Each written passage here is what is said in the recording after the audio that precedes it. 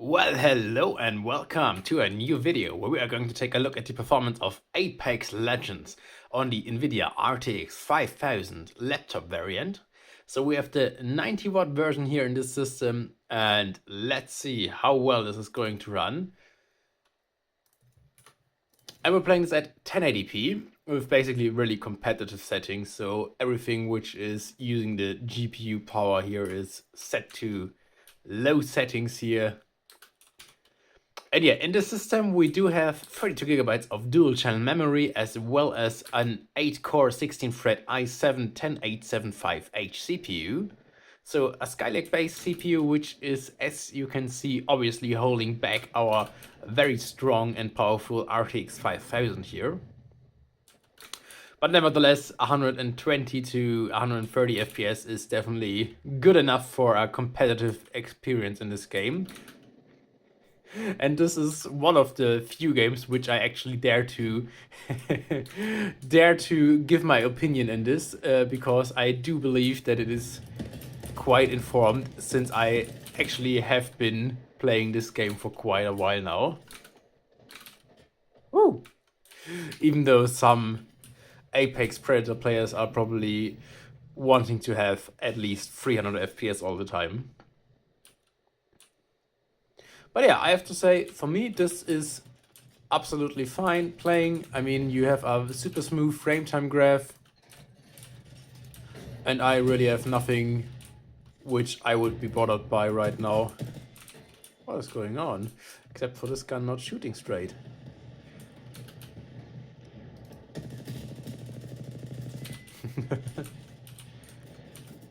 So yeah, definitely a very enjoyable playable experience, and definitely competitively playable as well.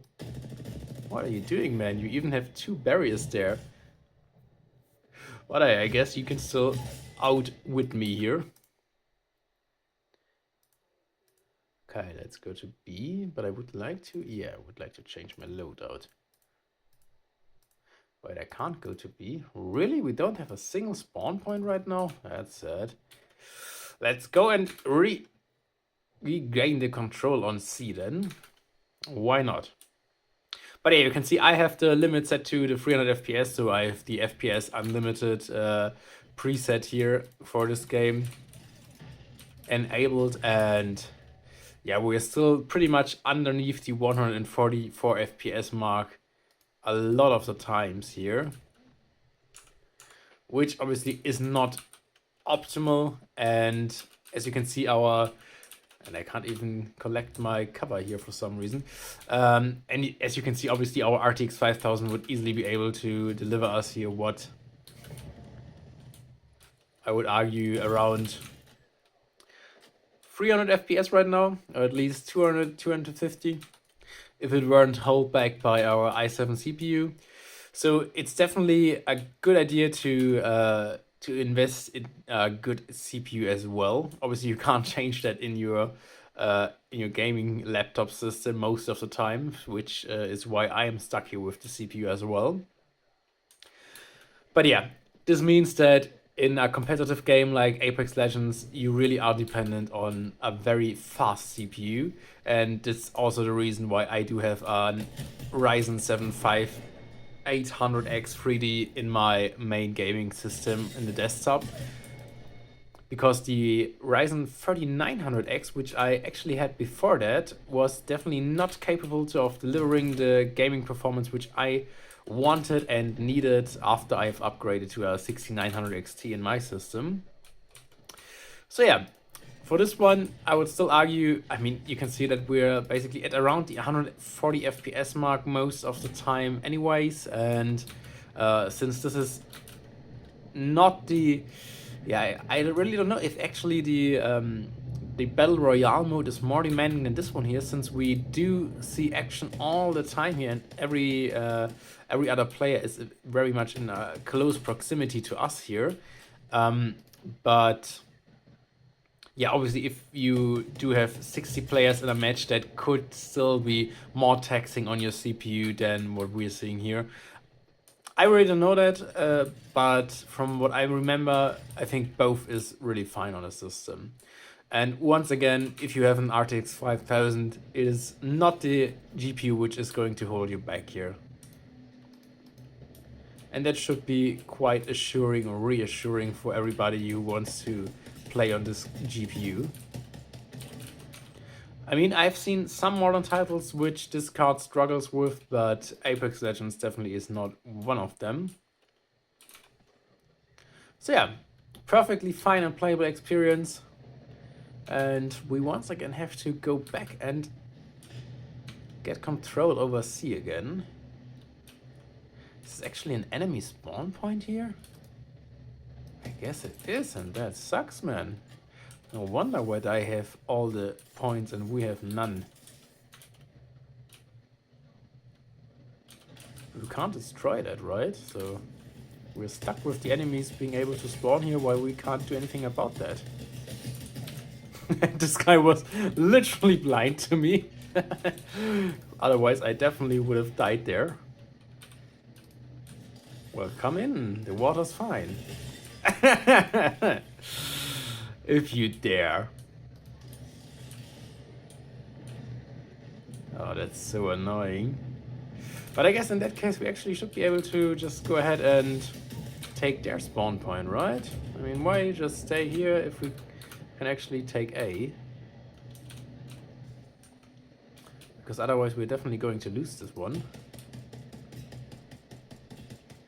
Oh, my aim is so terrible. And I can't even blame the laptop for that.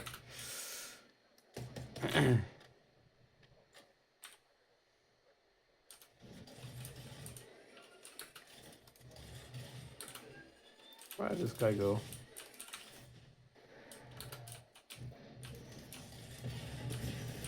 I kind of forgot to recharge my shields here. But I guess... No! I guess it did matter. Alright, but yeah, it's absolutely playable as expected in 2025. And I mean, we can go ahead and turn everything up to the max here to see just how much this is going to tax our GPU then. I'm just gonna activate the anti-aliasing because that makes everything really mushy. But yeah, once again, it's our CPU which is now limiting us at a lower FPS than before, and our GPU would actually be able to handle, what, 200 FPS right now here. So yeah, that's not perfect. But I guess that's something you will have to live with if you have a laptop of this generation.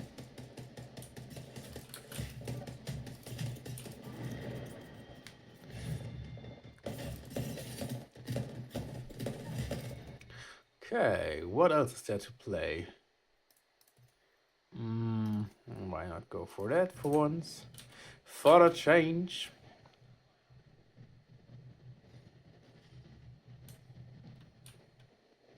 But yeah, I mean, you can see the smoke, which is rather heavy to process for the GPU and the CPU, and that was fine as well. Indoors, you obviously will always see higher FPS than outside.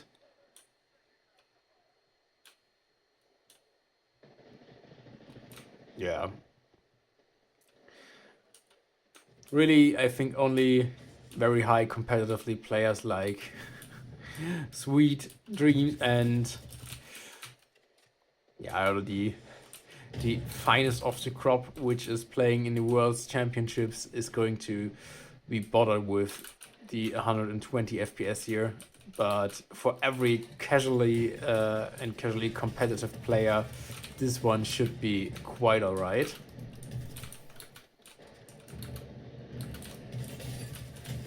Well, hello there, my movement sucks.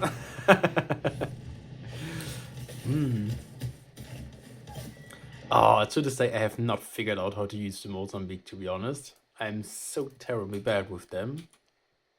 Especially if you use it in a Kimbo mode. I have never figured out how to actually kill or hit somebody with this.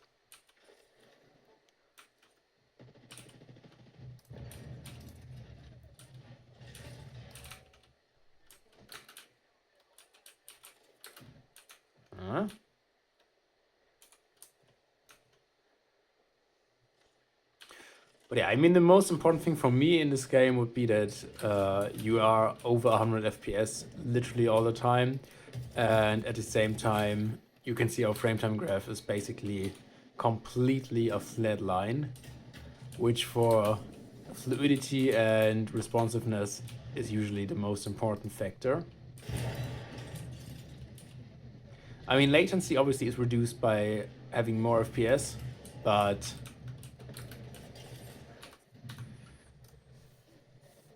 really being able to react to enemies in a really fast manner requires you to have a flat frame time graph as well.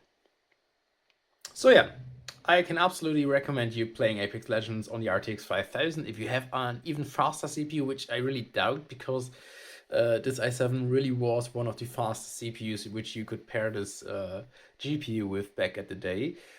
But yeah, if you do have a faster one, then it should be even better, and you should be able to play this even better. I mean, if this one would be allowed to run at 90 watts all the time and run at what 4.5 gigahertz all core turbo boost, I don't know if that's possible, but if that would be in theory possible, then you would easily see 200 FPS all the time if the GPU can handle that, which it can't. But if that was the case, you would see that. But apart from that, I think you definitely still will have a good time playing this game. So yeah, Apex Legends definitely very playable.